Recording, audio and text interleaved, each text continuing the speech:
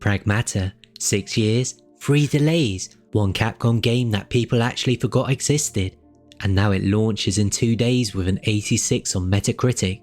So is it actually worth your money, or has Capcom been polishing a very expensive paperweight? Let's talk about it.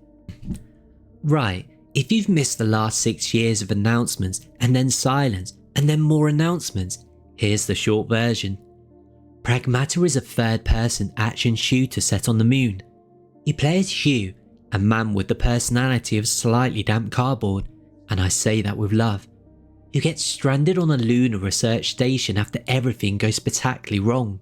He's joined by Diana, a humanoid android girl, and together they shoot robots and they hack things. It's built on Capcom's RE engine, which at this point could probably make a spreadsheet look cinematic. It's launching this Friday, April the 17th, and is coming out on PS5, Xbox, PC and Switch too.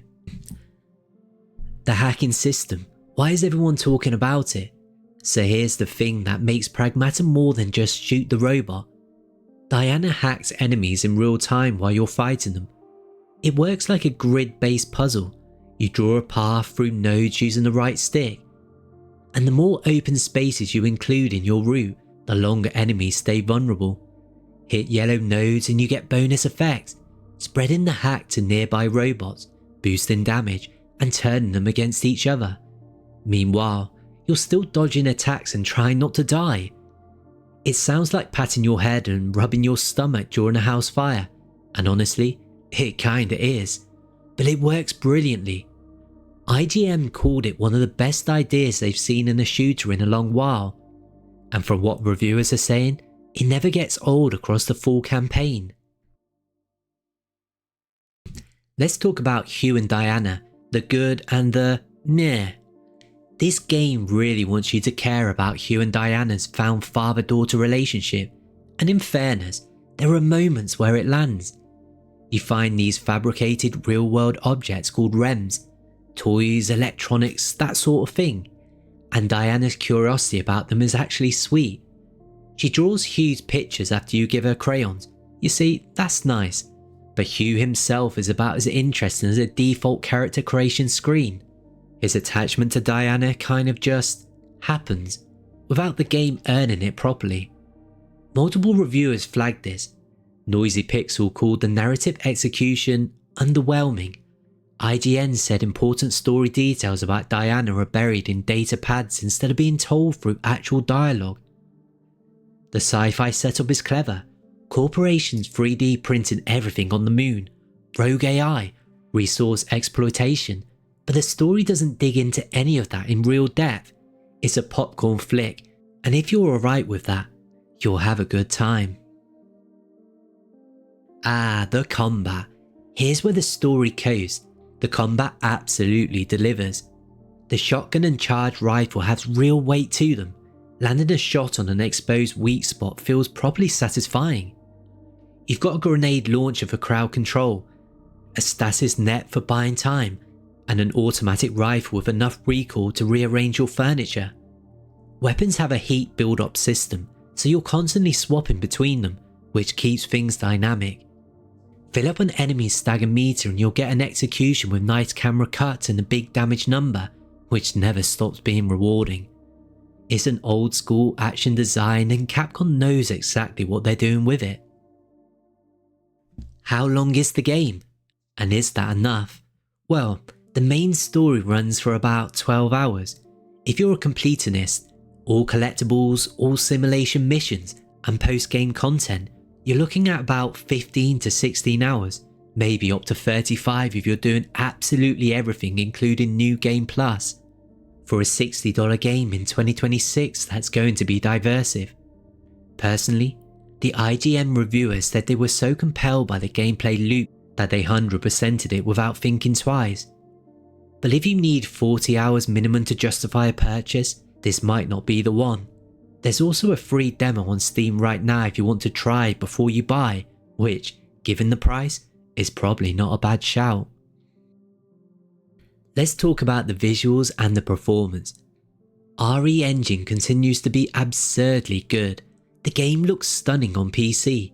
High-end rigs at 2K are hitting over 100 frames per second with everything maxed out. And even a mid-range RTX 4060 holds above 50. PS5 and Xbox Series X target 60 FPS. And PS5 Pro manages 60 with full ray tracing on. Switch 2 is an interesting one. It targets 60 as well, and handheld mode actually holds up respectively, though the resolution does get a bit chunky. Docked mode has some frame dips that reviewers say could use a patch or two. The one visual complaint across the board is that the environments do get a little bit repetitive. You spend a lot of time in sterile space station corridors, and by the back half of the campaign, trust me, you do start to notice it. We need to talk about the late game problem. This is the bit worth flagging honestly. The latter third of the game, it does drag. The combat rhythm of tight corridor into open area into tight corridor, it just gets predictable. And some of the late game enemy encounters are described as actually annoying rather than challenging. The boss fights stay excellent throughout. They're universally praised as a highlight, but the stretches between them, it makes it lose the steam. It doesn't ruin the game by any means, but if you're the type who loses patience with repetition, be aware that the final few hours ask for a bit of goodwill. Be aware that the final few hours, it asks for a bit of goodwill. I've got to talk about the 6 years of delays. Let's do a quick history lesson. Pragmata was announced at the PS5 reveal event in June 2020, originally targeted for 2022, and then delayed to 2023. Then delayed indefinitely, with Capcom going completely silent for about 2 years. Then it reappeared at the Game Awards 2025 with an April 2026 date, which was then moved forward a week to April the 17th because, and this is rare, Capcom was apparently ahead of schedule. 6 years from announcement to release, that's a long time to keep people waiting, but the review scores suggest the wait wasn't wasted. The editions and the pricing. There's 2 editions. A standard is $59.99 US and $49.99 in the UK. Deluxe is $69.99 in the US and £59.99 in the UK, and it adds a shelter variety pack and some outfit DLC. If you're in the UK and you want the physical PS5 copy, Amazon and Argos have it for about £42, which is a decent saving. There's also a Diana amiibo if you're into that sort of thing. The free Steam demo is still available if you want to test your rig or see if the hacking system clicks for you before committing. The verdict, is it worth it? So, is Pragmata worth buying on Friday? Honestly, yeah, with caveats. The hacking mechanic is actually fresh and the combat is excellent. The RE engine does its thing beautifully. The boss fights are spectacular, but the story is surface level. The main character is forgettable, and the last few hours does make it lose momentum.